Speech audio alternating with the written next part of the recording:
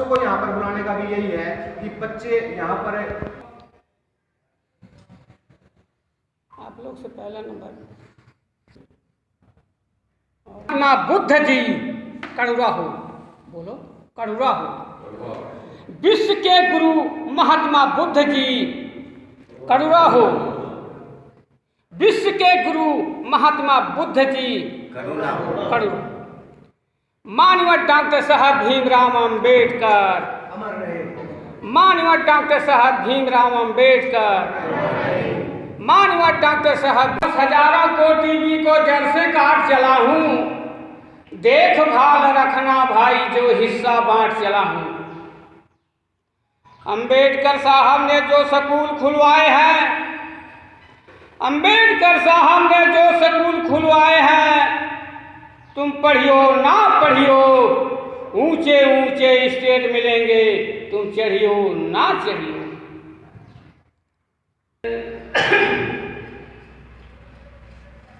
अरे राम जी का बेटा देखो बड़ा होशियार, राम जी का बेटा देखो बड़ा होशियार, बड़ा होशियार, दुनिया में उनकर जय जयकार, बोलो जय जयकार।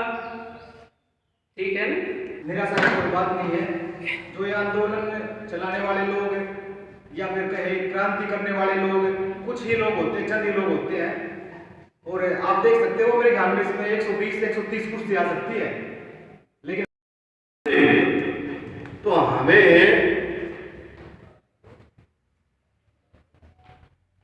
झूठ में नहीं, दिखावे में नहीं, प्रैक्टिकली सोचना पड़ेगा कि कोई वास्तव में संतों का आंदोलन क्या था और वे संत जो है चाहते क्या थे।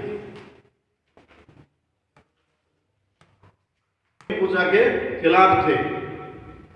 ये तो बहुत समय के बाद घुसपैठ हुई, यानी कि अंदर घुसपैठ हुई, तब जाके जो ये मूर्ति पूजा स्टार्ट हुई है। तो मूर्ति पूजा घोर विरोधी थे परम पूज्य बाबा साहब अम्बेडकर, और बाबा साहब अम्बेडकर ने लास्ट में ये बात भी कही थी कि मेरी जय जयकार करने से तो अच्छा है, मेरी जय जयकार करने से तो अच्छा है कि आप मेरी नजर में, मेरी जो नजर में जरूरी कार्य है वो करें।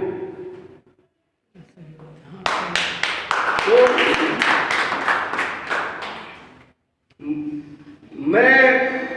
मैंने आप लोगों के बीच में ये बात इसलिए जरूरी रखी कि इस कार्यक्रम का ऑब्जेक्ट आप लोगों को पता लग जाए। कार्यक्रम का इधर भाषण देना कोई ऑब्जेक्ट नहीं है। जिस दिन हमने ये कार्यक्रम हम छोटे छोटे लेवल पे, जितनी मीटिंग छोटे छोटे गांव लेवल पे हम कर लेंगे और अपने लोगों को ज्यादा से ज्यादा जागरूक कर लेंगे, तो समझ लेना हमारा जो समाज है वो समाज, बिरादरी नहीं कह रहा हूं मैं, ध्यान से सुन लेना, बिरादरी नहीं कह रहा हूं, वो एक बिरादरी है, एक जाति है। जाति के अंदर काम करो वो अलग बात है, लेकिन हम जाति को ही समाज बोले वो समाज नहीं है। समाज को ये सभी बिरादरियां मिलकर जो है एक समाज बनता है। तो उनके अंदर भाईचारा कायम हो, उनके अंदर एकता कायम हो और संतों की बात जाए, महापुरुषों की बात जाए। इसलिए जो है आप लोगों के बीच में मैंने पहले ही आप लोगों के बीच में मैंने डिसाइड किया कि भाई मैं जो है आपके बीच में अपनी बात रखूंगा। हम इस कार्यक्रम को ज्यादा लंबा नहीं चलाएंगे, अभी ये जो कार्यक्रम है इसको ज्यादा लंबा नहीं चलाएंगे। हमने बच्चों की लिस्ट बनाई जो डीएनए उच्च वर्णीय ब्राह्मणों ने लिखी, ये कानून था बाबा साहब के संविधान लिखने से पहले का। तो इसमें लिखा कि अगर अपन जितने लोग बैठे हैं अगर ये पढ़ेंगे, अगर ये संस्कृत का श्लोक बोल दे तो जीभ काट। एक सूत्रधा राइजिंग फिल्म है, यूट्यूब पे सर्च मारो तो दिख जाएगा। अगर ये मंदिर में प्रवेश नहीं करने देंगे, पानी हमारे कुएं पे पीने आ गए तो इनको मारा जाएगा, शिक्षा इनको नहीं दी जाएगी। तो हमारे एकलव्य को इसीलिए तो मुठ्ठा ले लिया था कि हमारे नाम से ये पड़ गया। तो सारा का सारा दहेज प्रथा भी इन्होंने चालू की, बाल विवाह भी इन्होंने स्टार्ट किया, कम उम्र में शादी का। अभी फिर इन्होंने सरकार ने क्या किया, 15 साल की लड़की का ब्याह करवाने का ये प्लान कर रहे हैं, कानून बना। तो हमारा जितना विनाश हुआ वो इन वेदों में शास्त्रों के कारण इन पाखंडियों ने जो बनाया, हमारे तरफ चारों तरफ जाल, डर का, भय का माहौल बनाया कि अगर तुमने ऐसा नहीं किया, तुम्हारे बच्चों के बाल नहीं तोड़ा, तुम्हारा ये हो जाएगा, तुम वहां नहीं गए तो वो ये हो जाएगा, तुम वहां पे ये नहीं करा तो तुम नहीं ये हो जाएगा।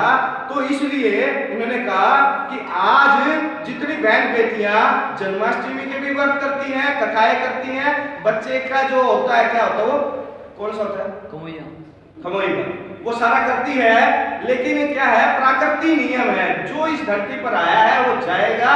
लेकिन हमारी मोह माया हमारी उस चीज में हमें डराती है या भय पैदा करती है कि नुकसान हो जाएगा कहीं परिवार में, तो वो चीज हम करते हैं। मैं ये नहीं कह रहा मत करो, लेकिन जिस दिन समझ में आएगा आपको पता चलेगा कि ये चीज क्यों की और किसके पीछे कारण क्या था, कि इसमें पैसा, हमारे हस्बैंडों का, हमारे बच्चों का रोजगार तो खत्म हो गया, लेकिन जिन्होंने ये सिस्टम बनाया उनका रोजगार चालू है।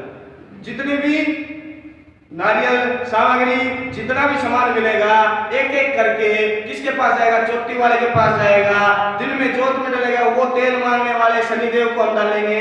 टोटल देखना, उसका पीछा करो, शनिवार के दिन पूरे दिन उसका पीछा करना कि कितना इकट्ठा करेगा और कहाँ जाएगा, और नींबू का देख लेना कितना कहाँ जाएगा, सारा का सारा हमारा पैसा। तो बर्बादी किसकी, तो विनाश किसका, हमारा विनाश। इसलिए रैदास साहब ने कहा था चारों वेद क्यों खंडित, चार वेद है, कौन से, ऋग्वेद, सामवेद, यजुर्वेद, अथर्ववेद। तो रैदास साहब ने कहा चारों वेद किया खंडोती, तो जब रैदास करेंगे खंडोती, जब रैदास साहब ने कहा कि ये वेद बकवास है, तो इसलिए कह रहे हैं कि आज वर्तमान में क्या महत्व उसका, उनको पता था, सम्यक दृष्टि की आने वाला भविष्य को दिख रहा था। अगर हम इस चीज में लगे रहे तो हमारे बच्चों का, हमारे समाज का भविष्य खतरे में रहेगा। तो उन्होंने उस टाइम चेताया था कि इन चीजों से निकलना होगा, इसलिए उनको पता था। अगर इसी बात में एक चीज और देखना, कबीर साहब ने भी कहा कि ब्राह्मण से गधा भला, देवन से कुत्ता भला, मुल्ला से मुर्गा भला, जो शहर जगाए सुता। कबीर साहब ने कहा, क्यों कहा, रैदास साहब भी मना कर रहे हैं, कबीर साहब भी मना कर रहे हैं। तो संतों ने जितना भी आंदोलन चलाया, जीवन जो संघर्ष उनका था, वो इसी चीज में था कि हमारे लोगों का जीवन है, अगर जो संघर्ष है वो समझ में आया तो हमारी मुक्ति का आंदोलन है, जो हमारे समाज की SC ST OBC की मुक्ति हो सके। इसलिए उनके जीवन संघर्ष का वर्तमान में बहुत बड़ा महत्व है। और संत गाडगे जी ने बहुत अपने टाइम में 11 तो हॉस्टल बनवाए थे, महिला 2 महाविद्यालय बनवाए थे। तो इसीलिए मैं ये बात कह रहा हूँ कि कम समय में रहते हुए मैं अपनी बात को ये कहूँगा कि एक चीज और हमारे लोगों को लगता है कि आपको एक चीज बताऊं कि वह मन गुरु जगत का, संतन का गुरु कोई नहीं, संतों का कोई गुरु नहीं हुआ, संतों का नहीं हुआ। तो संतों के आंदोलन का, जो उन्होंने आंदोलन किया था ऊंच नीच खत्म करने का और पाखंड को खत्म करने का, वर्तमान में क्या परिप्रेक्ष्य में क्या महत्व है, उसका ये महत्व है। उससे 2 बातें सामने आती है। मैं 2 बातें कह के अपनी बात खत्म करता हूँ कि बाबा साहब डॉक्टर अंबेडकर ने कहा था all religion documents is the political documents. उन्होंने कहा था कि जितने धार्मिक ग्रंथ हैं वो राजनीतिक दस्तावेज है, जिस पर राजनीति की जाती है। और दूसरा वर्तमान में है ना, रैदास साहब तो पहले हो चुके हैं, ये वर्तमान में है। और दूसरा बुद्ध ने कहा था दीपो भवय। इसी तरीके से कबीर साहब ने कहा न वर्त में, न उपवास में, न कर्म में, न कांड में, न मंदिर में, न मस्जिद में, कैलाश में, मोको का ढूंढे बंदे में, तो तेरे पास में खोजियो तो तुरंत मिलूं, पल भर की तलाश में। किसके पास, अपने आप। बाबा साहब ने भी कहा, हमें 3 स्लोगन ही नहीं पता। बाबा साहब ने कहा एजुकेट, एजिटेट, ऑर्गेनाइज। हमारे लोगों ने बनाया शिक्षित बनो, संगठित रहो, संघर्ष करो। वैसे बोला है ना, एजिटेट का मतलब आंदोलित, अपने आप को चेताना। ये बाबा साहब ने 32 के अंदर है वैश्विक कहानी सभा के अंदर कहा था। एजिटेट का मतलब आंदोलित, चैतन्य, अपने आप को चेताना था। इसी तरीके से सिद्ध होने का, नाक और सिद्ध हुए, अलग मतलब जगाने का काम। सत्संग का मामला ये नहीं था कि कीर्तन भंडारा इत्यादि, सच्चे लोगों की संगति, सत्य की खोज और सत्य पर चर्चा, सत्य लोगों की, सच्चाई की निरख और परख। ये मिलावट बाद में करती गई कि सच्चाई के बीच में डाल दी गई। तो इसलिए मैं आप लोगों से निवेदन करूंगा कि उनकी जो एक लास्ट बात कि काशीराम साहब ने एक बात कही थी उनके बोले में कि जमीन एक पावर है, राजनीति एक पावर हो सकती है, इकोनॉमी पावर हो सकती है, धर्म पावर हो सकता है, ये सब में दिखाई देता है, ये सबको दिखाई दे रहा है। लेकिन एक और ताकत होती है सांस्कृतिक नियंत्रण। क्या होता है? सांस्कृतिक नियंत्रण किसके हाथ में है? वो हमारे हाथ में नहीं है। और इस पर हमारे बुद्धिजीवी लोगों का ध्यान नहीं गया है। तो उन्होंने कहा था, अटल बिहारी की एक स्टेटमेंट थी कि सरकार आए या ना आए लेकिन व्यवस्था हमारी है। कौन सी? धर्म के आधार पर, जाति के आधार पर जो आज वर्तमान में दंगे हो रहे हैं, हमारा विनाश हो रहा है, इसी चीज के लिए संतों ने चेताया था।